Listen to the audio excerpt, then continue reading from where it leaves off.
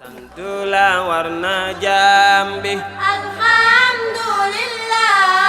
suñu tollu di la ñaan rabbi alhamdulillah okay ndax na yam ci rek Ya, das ist Bokula.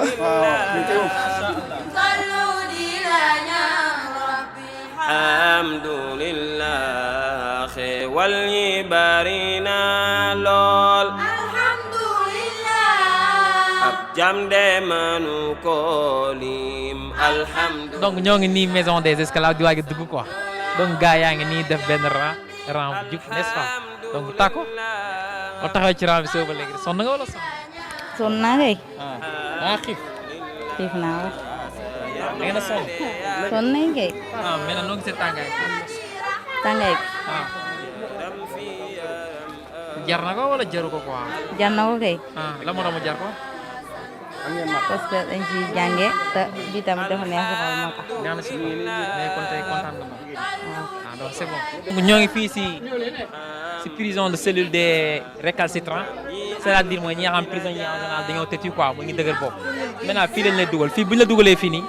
fii doo mën a c'est-à-dire que mënoo taxaw da ngay toog rek nga mën quoi toog wala tëdd nga mën c'est-à-dire que parce que parfois am yenn prisonniers parfois dañuy nekk fii di xeex ak c'est-à-dire les gardiens donc si recyclant yi leen daan indi bu leen indi fii daan fi leen di bàyyi maintenant bu leen bàyyee fii n'est-ce pas par rapport ak 15 jours pour ñi mën fi nekk maintenant c'est-à-dire que tey buñu la nit ki buñu la jàppee indi la fii c'est-à-dire que boo ñëwee fii d'abord dañ lay njëkk a peese d'abord maintenant donc maintenant buñu la peesee c'est-à-dire que yow bu fekkee motoo 60 kilos ba motoo 60 kilos en général dañuy ñebe la ñuy jël daal la koy xontee dañ la koy xontee ba nga mot 60 kilos maintenant là fii moo nekk c'est-à-dire que les inaptes temporaires mooy ñi nga xamante ni moom parfois dañuy yenn feebar bu leen dalee ñoom fii lañ leen di indi parce que en général ñoom seen wér-gu-yaram mooy leen di ñëw fii donc fii ici c'était des moments très difficiles maintenant ay jamono amoon na feebar bu ñu naan feebar peste mooy maanaam mooy feebar waga amoon na fi maintenant bu mu amee fii c'est-à-dire que prisonniers yu bëri dañoo mujj daal di dee maintenant bañ dee après si leen gars yi génne ci daan leen jël au niveau de la mer donc voilà maintenant kon ici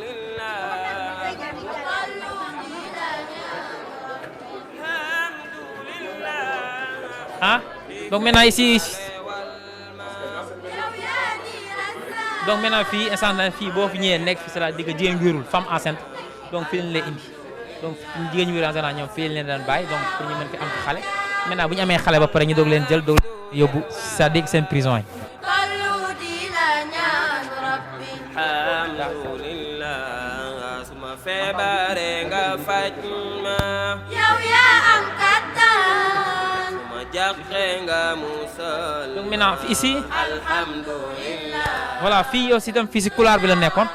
maintenant couloir bi c'est là fii la gardien yi doon nekk maintenant gardien yi xamante ni c'est-à-dire que ñoom ñooy garder prisonniers yi c'est-à-dire que ñoom ñoo doon jaabante si couloir yi c'est-à-dire que les gardiens ñoom ay noirs la ñu woon ay nit ñu ñuul la ñu woon aussi tamit mais ñoom la tubaab bi jëloon c'est-à-dire pour ñu garder ce qu'on appelle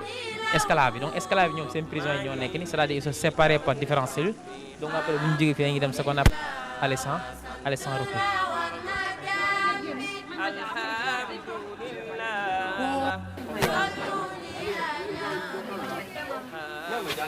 voilà maintenant accès nañu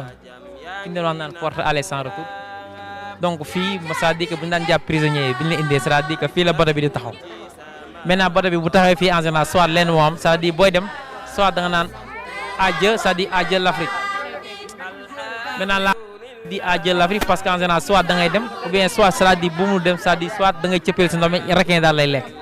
c'est-à-dire parfois da ngay gis koo xamante ni c'est-à-dire dañuy jël papa ji jàpp yaay aussi jàpp doom ji jël papa ji c'est-à-dire que jaay ko États-Unis jël yaay gi c'est-à-dire jaay ko Cuba aussi itam jël doom gi aussi itam daal koy jaay c'est-à-dire que yeneen pays donc là c'était pour la raison pour laquelle fii aller sans retour mooy man dem boo xamante ni nii dootul am ñibis donc cela c'était le port c'était la porte c'était un moment très difficile donc nekkoon na histoire bu métti parce que ici soit lenn moo am soit c'est-à-dire là boo bëggul dem da ngay cëppal fii en général aussi c'est-à-dire manger ce qu'on a parlé caïman maanaam jasi di nekk fii en général ñoom ñoo lay lekk maintenant boo demee bitim réew ñu jaay la maintenant buñ la jaay ci travail donc travail forcé c'est-à-dire boo xamante ni doo fay c'est dans les conditions très pénibles c'est-à-dire que dans les conditions très très difficiles donc là l'histoire tiendra parce qu'on est arrivé au niveau du port sans retour mooy maanaam bye bye l'Afrique donc c'est-à-dire que bye bye au revoir l'Afrique parce que étant donné que tout simplement que fii boo fi nekkee moom li ma wax sànq rek c'est-à-dire dem boo xamante ne nii dootoo ñëwaat on tam c'est la raison pour laquelle moom ñu ngay woowee aller sans retour. si maison des esclaves donc c'est-à-dire ça mooy jéng yi nga xamante ne nii moom ñu daan jéngee suñu maam yi donc bii moom la ñuy wax entrave collier c'est-à-dire que bii sa dox gi lañ ko daan takk maintenant bu nga takkee sa dox gi n'est-ce pas léegi ki nga xamante ne nii tey moom moo lay jënd day jël lu mel ni genre beneen chaîne daa ko si mottala bu ko defee au moins mu mën la jéem a jiital comme fas maintenant bii nga xamante ni moom la ñuy woowee entrave pour les pieds ñaari la ñuy boole sa ñaari tànk bu nekk moom la ñuy tëjee benn bu ko defee en général moom lay jéngee pour booy dem si porte c'est-à-dire porte aller sans retour donc bii aussi entrave collier bii aussi tamit en général parfois dañuy jël benn bi sa tànk bi lay nekk benn bi aussi en général sa dox bi lay nekk c'est-à-dire jéng yi mooy jéng yi nga xamante ne nii moom la tubaab yi daan jël daan ko takk suñu maam en temps de seulement pour yóbbu leen pour dem leen jaay leen pour ñu nekk ay jaam maintenant lii benn leket bi en général ñoom bañ nekk les prisonniers moom leen doon jox c'est-à-dire pour ñu maam donc comme ni may expliqué woon sànq c'est-à-dire que ñoom buñ la jàppee boo ñëwee la règle numéro 1 mooy maam dañ lay peese buñ la peesee pare boo motul 60 kilos ñebe la ñuy jël daal la koy xonte maintenant buñ la ko xontee ba nga mat 60 kilos après suñ la lay jël donc loolu daal lay verser ay prison xewal ñi bari na lool alhamdulillah ab jam de manu ko lim alhamdulillah sant la war na jambi alhamdulillah fu ñu tollu di la ñaan rabbi alhamdulillah sa yarmande yaatuna yow yaa di rahman yaram fi yaram ëllëg alhamdulillah sant la war na jambi alhamdulillah fu ñu tollu di la ñaan rabbi alhamdulillah jam yi ànd di la jaamu yokkul ci sa nguur bu ñu ànd sortie bi de Gorée à Dakar léegi nag incha allah fas yéene nag ñibbi li nga xam ne moom mooy Ñombe bi isnillah def nañ suñu sortie ak sortie bi jaar yoon macha allah dëgg yàlla def nañu ay visites yu am solo léegi nag ñu ngi nii di préparé di xaar Chalot bi commencé waat pour mën a retourner waat. yàlla def nañu li taxoon ñu jóge woon village ñëw sortie yàlla def na ñu ngi delluwaat lan la ñu mën a defal kon jàngat ci li nga xam ne mooy sortie ñu dellu di la nuyuwaat di sant yàlla di wax alhamdulilahi rabbil alamin comme ñu ngi nii di retourné di delluwaat nekkaat ci Chalot bi nii di sant yàlla bu baax moom mi nga xam ne moo ñu defal tawfeex ñu commencé suñu visite sortie bi ci alhamdulilahi rabbil alamin jeexal commencé ko ci bismillahi rahmaani rahim jeexal ko ci alhamdulilahi rabbil waaw liñ ci mën a tënk de bari na lool ci ay njariñ mënees naa wax sax ñëw nañ fi ñëw di waaye dafa mel ne tey lañ fi soog a ñëw loolu suñ ko waxee mooy ci ay njariñ maanaam lu bees loo xam ni jëlee nañ ko fi ci ay njariñ ci lu aju ci suñu maam ya seen nekkin ak histoire Gorée ak la ca aju yëpp lu bari loo xam ne dañ ko doon dégg tey gën na leer suñu bopp nga xam ne jël nañ ci note te ki nga xam ne moo ñu doon guidé wax nañ ci lu am solo sax lu rawatina lu jëm ci wàllu éducation ay programme yoo xam ne ñi ngi ko naal te ñu bari yëguñu loolu kon loolu dañ ci sant yàlla nga xam ne waxtaan nañ ceeg moom ba nga xam ne ñaan nañ yàlla incha allah jëflanteeg moom ngir lu gën a améliorer suñu éducation xale yi ngir lu leen gën a jëmal kanam yaakaar naa daal incha allah suñu demaatee dina gën a am solo incha allah xëy na sangu bi ci la ndax xale yi boo àndee ak ñoom il faut ñu laal ndox mi mais am na lu gën a am solo lool mooy xam-xam biñ fiy jële ndax kon ni ko waa ji waxee am na ci xam-xam boo xam ne jànguñu ko ci école yi histoire Gorée ak yeneen histoire kon loolu dafa am solo ñu ñëw découvrir ko muy xam-xam boo xam ne ñu ngi koy yóbbaale fu ñu jëm te incha allah xale yi dégg nañ ko te suñu demee dinañ ko partager ak ñiñ bàyyi woon ca kër gi incha allah. aywa sortie bi jeex na de. waaw sortie bi jeex na de ay. defal ñu bilan bi wala nga defal ñu jàngat bi. waaw li ci jàngat mooy dem nañ Gorée mooy li ci ëpp importance mooy dem nañ fa. def nañ fa ab découverte xam nañ ñan ñoo sos Gorée ak tax ñu sos ko waaw li am importance mooy daal taarix bi daal mooy découverte bi jël na fa xam-xam daal yow sportif nga mel na fii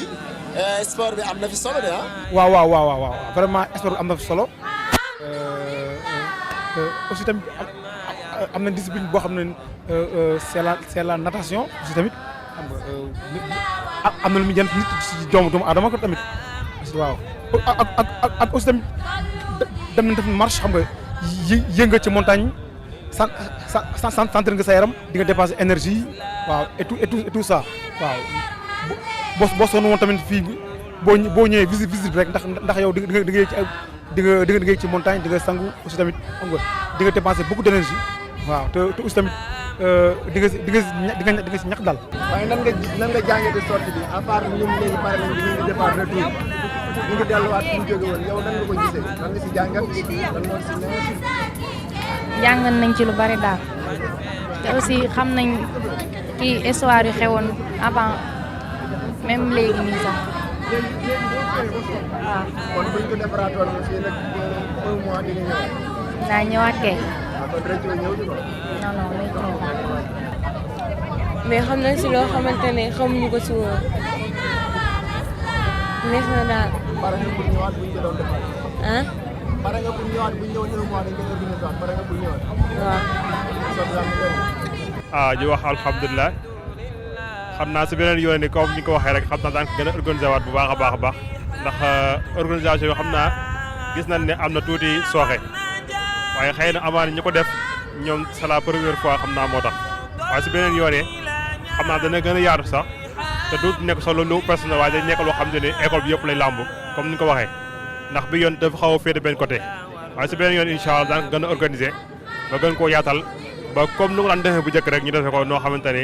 dana gën a am solo dana gën a lekk loo xam ne dana gën a jëriñ li nga xam ne mooy école bi gën a jëriñ li nga xam ne mooy élèves yi ci li nga xamante ne moom la ñuy def si muy sortie bi nga xamante ne daanaka ko def at yu ne ki nga xamante ne moo ci école bi. xam naa ne am na solo xëy na man sa déw woon maa ngi woon tun carte bagage yi waaye comme ni ma dégg ngeen di waxee rek xam naa ne am na solo visite bi am na solo lool ndax dégg xam naa ne bu ren bi moom wuute na ak yi nga xamante ne moom ndax xam naa ren amoon ngeen guide boo xam dina leen expliquer moom gën a leer ci li nga xamante ne mooy histoire Gorée moo tax xam naa ren moom bu fekkente ne xale yi déglu nañu baax rek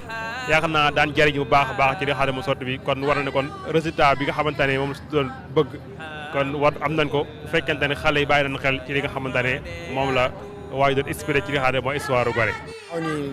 bi awnillahi taala kon ni ngeen ko gisee nii noonu la ñu àndoon ak yéen depuis ce matin ci bu ñuy jóg fajar muy 2h45 ñu départ fi nga xam ne mooy ñoom rek wusi woon Gorée macha allah dem nañ ba retourné ñu ngi nii di jógewaat Gorée nii incha allah war a teeraat fii ci nga xam ni moom mooy Ndakaaru fas yéene jëlaat tracé bi rek wut si waat ñoom rek yàlla nag subhanahu wa taala dimbali nañu ba lépp loo xam ne si moom lañ fi doon wuti muy xam-xam bi muy pédagogie bi yàlla dimbali nañu ba loolu macha allahu taala am nañ ko fa ndax def nañ fa ay visite waaye tamit ni ngeen ko gisee ci image yi am nañ fa sax ren loo xam ni depuis ñu fay dem nga xam ni def na 3 à 4 ans ci ren loo xam ni histoire la yoo xam ni mënoo ko xam ci école bi loolu doon la am solo ak ay programme yoo xam ni si dégg ngeen ko ci sang boobu nga xam ne si moom moo ñu ko doon baaxee di ñu wax ñoom ñu ngi prêt sax pour wàcc ci li nga xam ne mooy école yi comme ni ñu ko defee woon nga xam ne ci ville yi rek lañ ko defee woon tey nag moom ñu yokk ko pour bëgg gën a wàcc si commune yëpp incha allahu taala boo ko defee ñun ñu ngi leen di xaar ñoom rek mbokk yi nii rek la kon incha allahu taala jóge nañu Gorée ñi ngi nii Ndakaaru fas yéene wàcc nag rek dem jël suñu oto bi ñu jëloon moo indi ñu ñaan yàlla subhanahu wa taala nañu jóge woon ñoom rek si jàmm bàyyi fa jàmm ñëw si jàmm ñu jógewaat fi ci jàmm bàyyi fi jàmm àggaat ñoom rek si jàmm incha allah ñu tollu di la ñaan rabbi alhamdulillah suma xiifee nga leewal ma yow yaa di rasaaq suma maree nga nandal ma alhamdulillah sant la war na jambi alhamdulillah tollu di la ñaan rabbi alhamdulillah suma feebare nga faj ma yow yaa am kattan suma jàqe nga musal ma alhamdulillah sant la war na jambi alhamdulillah tollu di la ñaan rabbi alhamdulillah asaman sangi taw gàncax gi di law ndox maa ngi nii di daw rabbi alhamdulillah sant la war na